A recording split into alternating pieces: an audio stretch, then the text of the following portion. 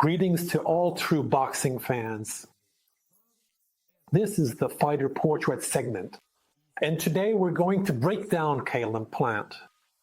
Caleb Plant lost today. There was a surprising upset in the match that caught many people off guard. By the way, I actually placed a pretty big bet on this fight, a large one, because I thought the odds were really good, 2.80, which is considered quite high for a boxing match. And she came in. But that's not what we're going to talk about.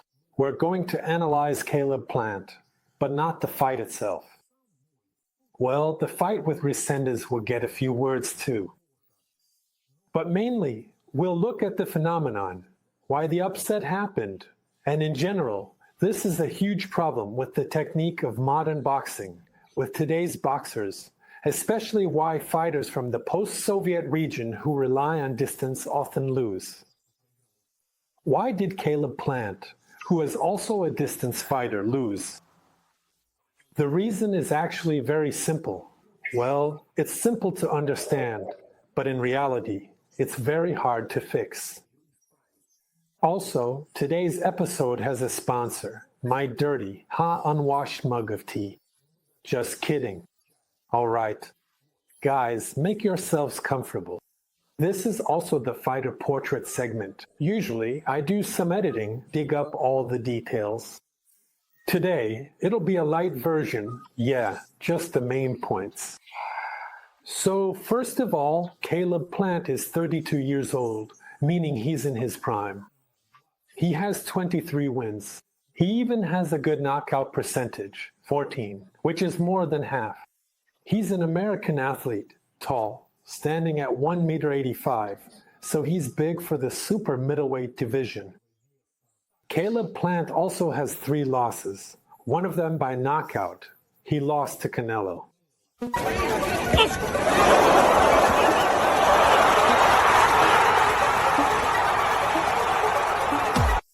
And actually, Canelo was in his worst shape at that time. Again, that's my subjective opinion, but I'm completely sure about it.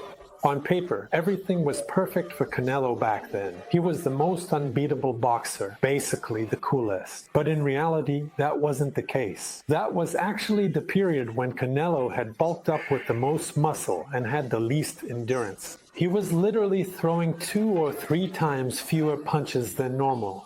Serious boxers in his weight class. But anyway, that's a whole separate topic. Now, let's look at what's wrong with Caleb Plant and why he lost. So, Caleb Plant, yes, he's a world champion. He even held the secondary title just recently. He was a world champion before that. He also lost his title to Canelo back in the day. And it turns out that Caleb Plant is a distance boxer. So, what is a distance boxer? There are boxers, power punchers, who like to trade blows. Often they are Mexicans. They come in at mid-range, where you can reach your opponent without taking a step, or at close range, where you can hit like you're in a crowded elevator, and that's their specialty. By the way, very few people do this in modern boxing. And then there are distance boxers, who try to keep away from you. They keep you at a distance and just pick you off from afar, head, body. And when you come at them, they move away or back. But backing up doesn't always work because the fight isn't in an open field, it's still in a ring. The ring is limited by ropes, so they move to the sides, to the left, to the right, and it's hard for you to corner them. So it turns out that with a distance boxer, you're chasing them, and your strengths lie elsewhere. In other words, you might be tougher, you might be stronger, but usually he's tall, ideally with long arms, and he tricks you from a distance. Some will outscore you, and some might even knock you out from afar. So, he's playing his own game. According to boxing theory, a good distance fighter should have 3 qualities. First, a good left hand. That means the jab, a variety of techniques, like a more powerful straight left, slicing with the lead hand, coming up from below, targeting the head or the body, and throwing double punches. There's really no limit to how much you can perfect that. With the jab from your left hand, you can basically do it all. It's like a web in boxing. You can weave it like a spider. You can come in, slip out, launch an attack, step back, break up your opponent's offense. You can do everything with it. And the funny thing is, Caleb Plant has a really good left hand. He's got all of that. Ladies, he can't be better than comic books. He really does head body. His left hook is really awesome.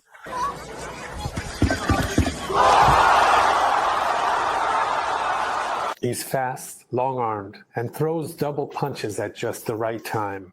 In short, he's a total stud. Another thing about Caleb Plant, he's pretty agile. Like if we look at his fight with Canelo. Yes, 3 groups. Subtitles by Dina Torva. With the same David Benavidez, Kelly Plant moves great.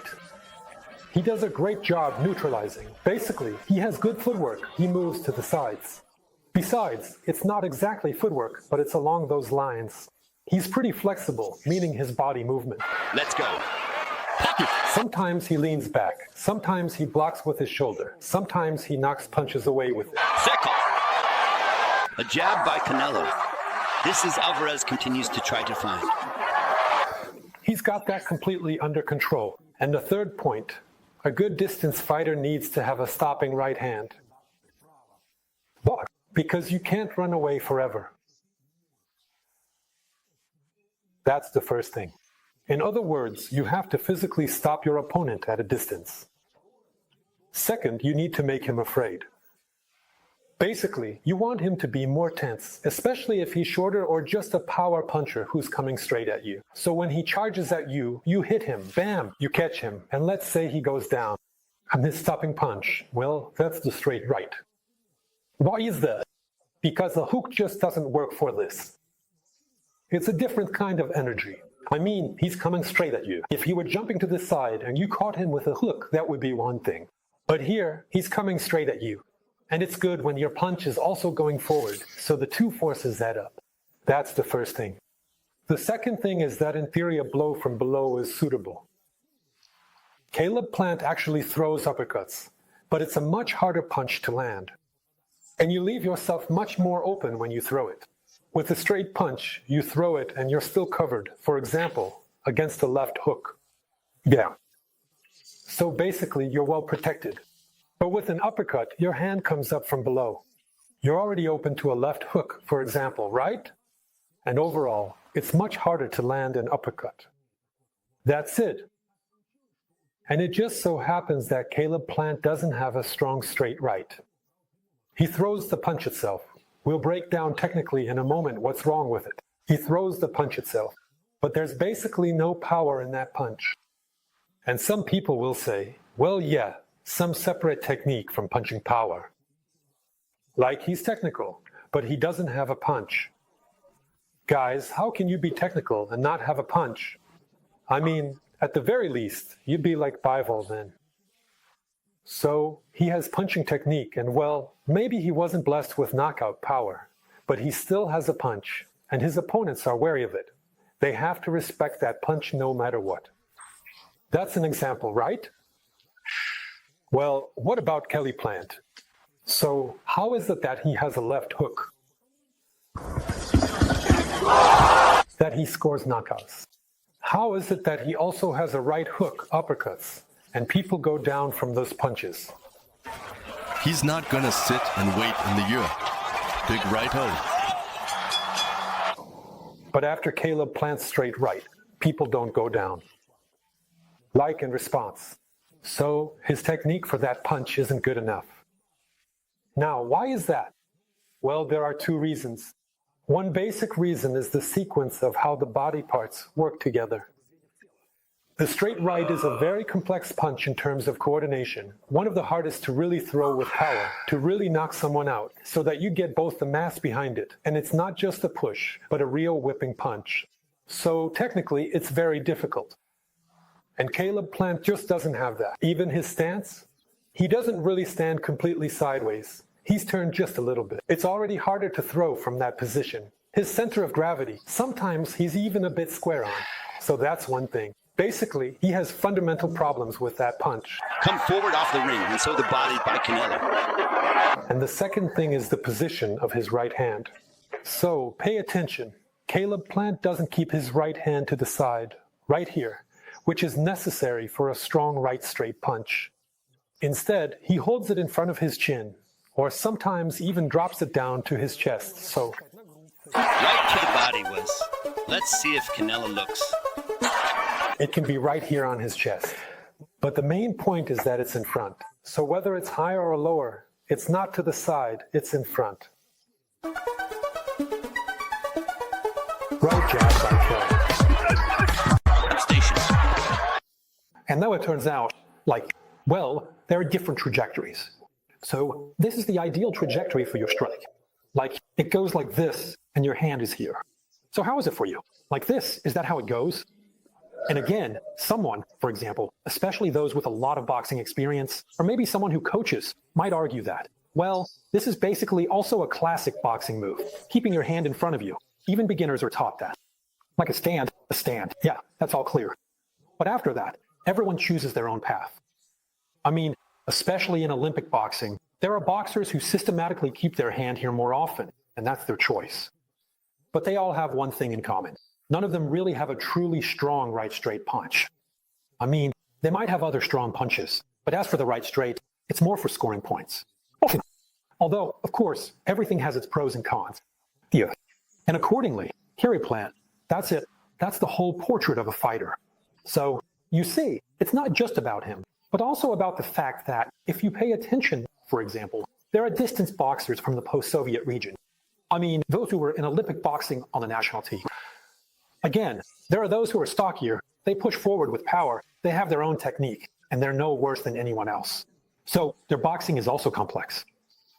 You can't say they're less technical, but their boxing is just different. They're more power-based fighters. Right?